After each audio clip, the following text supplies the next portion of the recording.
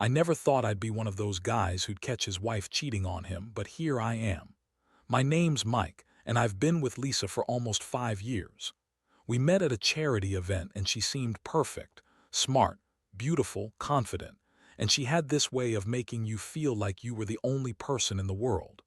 I guess I was blinded by all that because looking back, little things should have tipped me off. She always had an excuse for everything. I was working late, had to meet friends, got stuck at the office. But when she started acting weird about her phone and disappearing for hours, I should have known something was up. It all started about 3 months ago. Lisa had been unusually secretive, deleting messages, hiding her phone whenever I walked into the room, and getting defensive if I asked to see her texts. Usually I'd let it go. I trusted her. But then I noticed her acting differently around her work colleagues, especially a guy named Jason. She'd laugh a little too hard at his jokes, touch his arm when they talked, and suddenly she was insisting we spend less time together, saying she needed more space. That was a red flag, but I kept telling myself I was just paranoid. After all, Lisa was fiery, bitchy at times, yes, but she'd never outright lie about anything serious, or so I thought. One day I was scrolling through her messages when I saw something that made my stomach drop. It was a text from Jason, something flirty, suggestive even. My heart started pounding. I couldn't believe it. My wife, my partner, was cheating on me with her humanitarian aid colleague. I'd always known she was involved in some charity work, but I never imagined she'd use it as a cover to meet this guy behind my back. I kept staring at the message, trying to process it, feeling half numb, half furious. The worst part was I had no idea how long this had been going on. Were they really just meeting up for work? Yeah, sure. That's what she'd probably say if I confronted her. But I knew better now. That night I decided I couldn't keep pretending everything was fine. I needed to confront her. I waited until she was in the shower, then took her phone out of her purse and started going through her recent calls and messages. I saw it all, more messages with Jason, some late at night, some just friendly, but clearly more than that. I felt like I was hit by a truck. When she got out, I was sitting on the couch, her phone in my hand, eyes blazing. I didn't say a word at first. I just looked at her and said, "Who is Jason, Lisa?" Her face instantly twisted into a sneer, like she was annoyed I'd interrupted her. She tried to brush it off, saying it was just work friends, that I was overreacting, that I was jealous and insecure, but I could see it in her eyes. The lie was so obvious. She spun this whole story about how Jason was just a friend, that I was imagining things, that I was being paranoid. She even threw in the classic line, "You don't trust me," like I was the crazy one for suspecting her. I told her I saw enough and that I knew exactly what was going on. Her bitchy attitude escalated. She started yelling, calling me insecure, saying I was ruining her life. But I wasn't about to back down. I just sat there, feeling the rage boiling up inside me, knowing that the woman I loved and trusted had been lying, cheating, and hiding behind a mask of charity work. That night I couldn't sleep. The shock of finding out that Lisa, my wife, had been lying, cheating, using her work to meet up with this guy Jason, had hit me hard. I felt betrayed, humiliated, and honestly, pretty damn stupid for not seeing it earlier. I kept thinking about all the times she'd lied, all the moments I'd thought were innocent, and now they just felt like a cover-up. I know she's a bitch, always has been, always will be, and her lying just proved it. But what hurt the most was the betrayal. I trusted her, I loved her, and she threw that all away for some guy she met on her charity trips. I had no idea what to do next, but I knew I wasn't going to let her get away with it. Not without a fight. After I confronted her that night, the air between us was thick with tension. Lisa's face was all kinds of angry, defensive, and honestly a little scared. She kept trying to dismiss it, saying I was making a mountain out of a molehill, that Jason was just a friend from work, and that I was overreacting because I'm insecure. That's her usual go-to when she's caught: lie, deny, attack. But I wasn't buying it anymore. I saw through her bullshit. I told her I knew everything, about the messages, the secret meetings, everything, and that I wasn't going to stay in a marriage built on lies. She scoffed, rolled her eyes, and spat out something like, "Oh, so now you're the detective. Great. What do you want from me, a medal?" That's when I snapped. I told her that I deserved honesty, respect, and loyalty, something she clearly wasn't giving me. I told her I was done being played for a fool, that I was going to get to the truth no matter what it took. Her reply, she called me clingy, paranoid, and said I was blowing everything out of proportion. Classic Lisa, gaslighting at its finest. For days after that, things just got worse. She kept denying, kept accusing me of being jealous or insecure. She even tried to blame me for her behavior, saying I was too controlling, too demanding, but I knew better. I was hurt, furious, and betrayed, and it wasn't going to be fixed with a few hollow apologies or her empty words. I could feel everything inside me scrambling, trying to process the fact that the woman I loved had been lying to my face for who knows how long. I couldn't even look at her the same way anymore. Every time I saw her, I felt this sick mixture of anger and heartbreak. Then I started noticing other things. Her phone kept vibrating late at night. She was sneaking around more than ever, and her excuses for being busy or at work seemed more flimsy than before. I'd catch her in little lies like, she told me she was working late, but then I'd find her at a bar with Jason. Or she'd say she was shopping for charity supplies, only to find out she was out with him. That's when I decided I had enough. I started digging deeper, going through her social media, her emails, anything I could find. I needed to know just how far this little affair had gone. One day, I was cleaning out the garage when I found a small, crumpled letter shoved behind some boxes. I unfolded it and realized it was one Jason had written to Lisa. Just a simple note, but the words hit me like a punch to the gut. He called her beautiful, said he couldn't wait to see her again. That's when it finally sank in. I wasn't just paranoid. She was cheating, and her excuses were all just lies. I felt sick. The betrayal was so deep I wondered if I'd ever recover from it. I kept staring at the letter, feeling a strange mix of rage and despair. How could she do this? How could she lie to my face and then pretend everything was normal? That night I sat alone, feeling the weight of everything.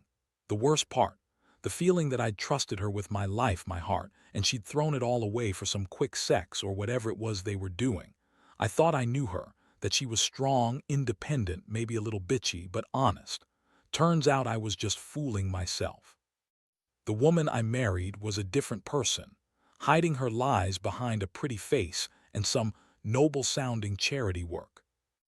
I knew I had to do something, but the question was what? How do you deal with someone who's lied, cheated, and used you like a toy? That's what's been playing over and over in my mind since I found that damn letter. I was angry, yes, but also deeply hurt, and I knew I couldn't go on pretending everything was okay. The next few days felt like walking through a fog. I was stuck between angry and numb, trying to figure out my next move. Every time I looked at Lisa, I saw a stranger, not the woman I'd married, but someone I barely recognized anymore. Her bitchiness was still there, but now it was laced with a kind of venom I'd never seen before. She kept throwing tantrums, accusing me of spying, calling me jealous, and insisting I was overreacting. Meanwhile, her behavior was getting worse, more secretive, more defensive.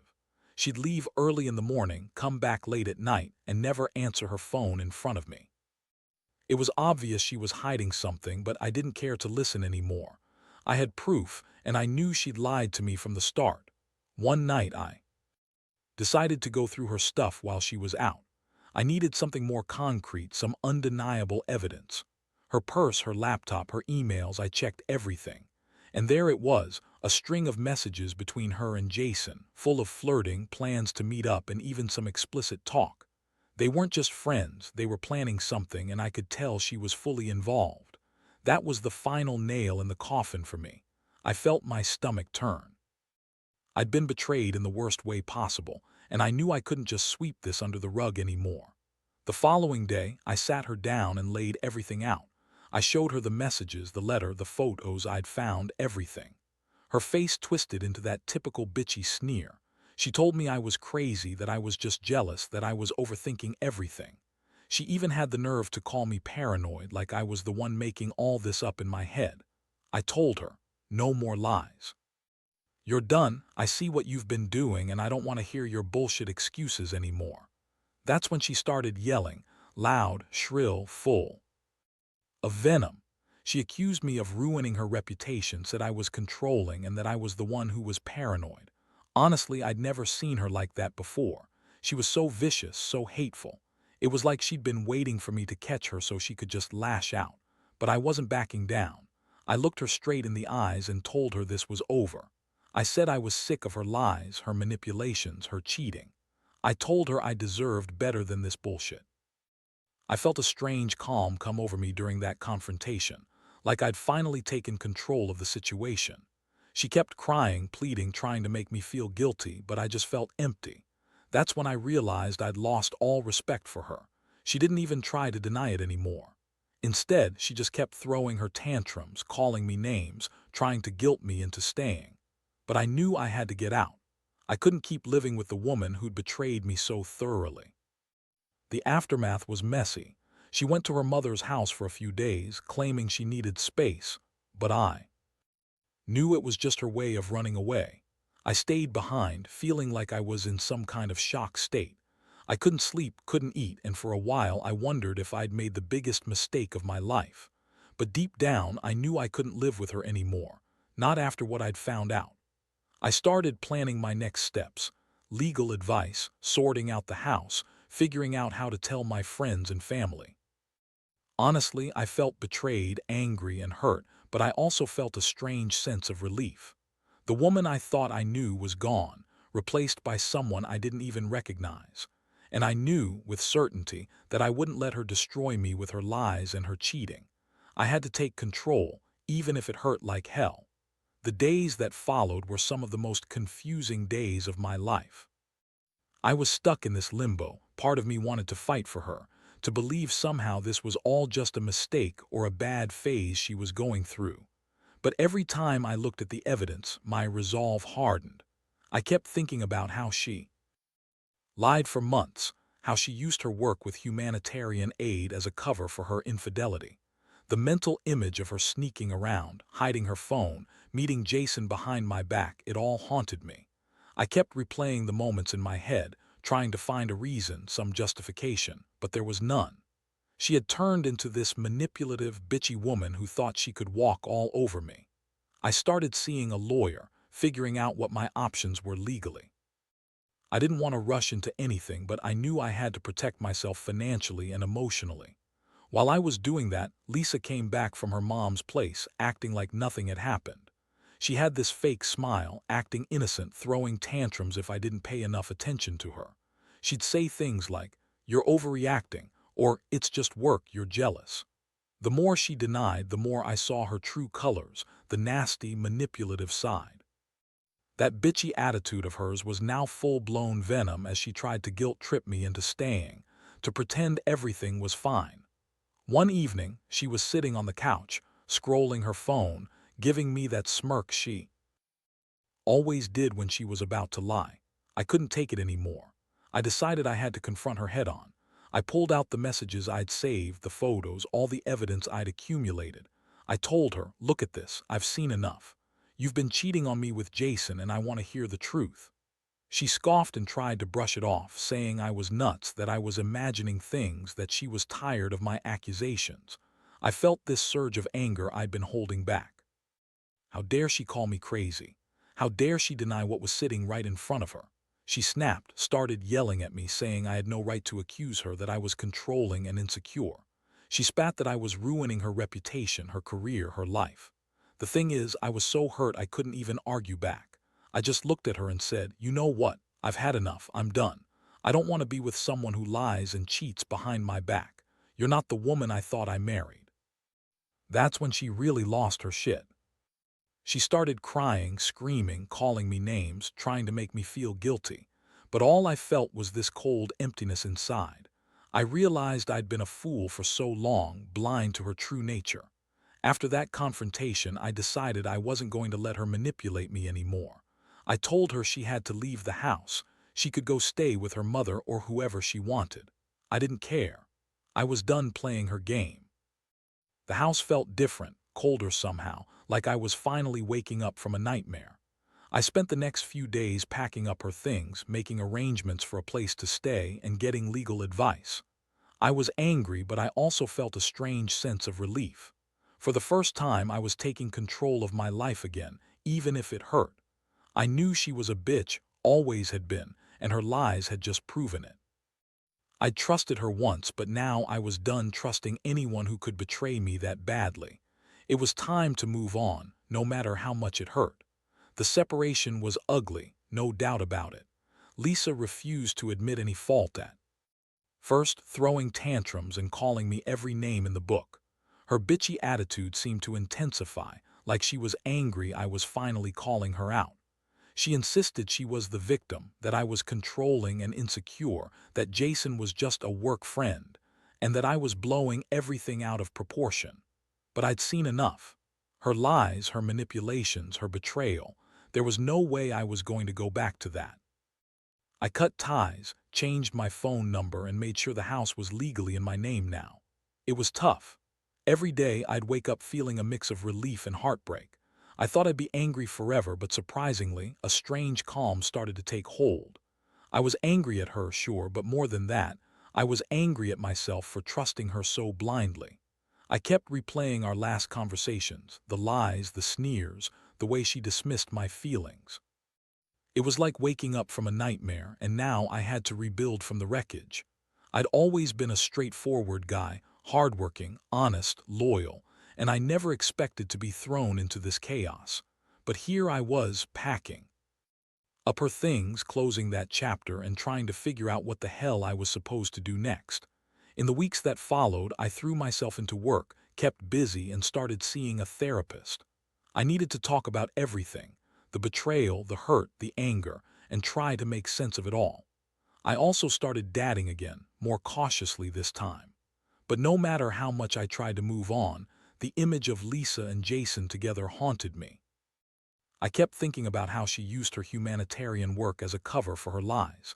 That sick feeling of betrayal kept gnawing at me, especially when I saw her social media posts about charity trips and helping others. It was like I was dealing with two different women, one she showed the world and the other behind closed doors, cheating, lying, and being a total bitch. One day I ran into Jason at a coffee shop. I didn't plan it, but it happened. The guy looked surprised to see me. I could see the guilt in his eyes, but I also saw a kind of arrogance, like he thought he'd won or something. I didn't say much. I just looked at him and said, "You think you're so clever, huh? Using her for your sick little secret meetings. You're nothing but a piece of shit." His face reddened. He stammered something about how it wasn't just about sex, that he cared about her. I shook my head and told him I didn't want to hear it. I told him he ruined a good woman and he should be ashamed.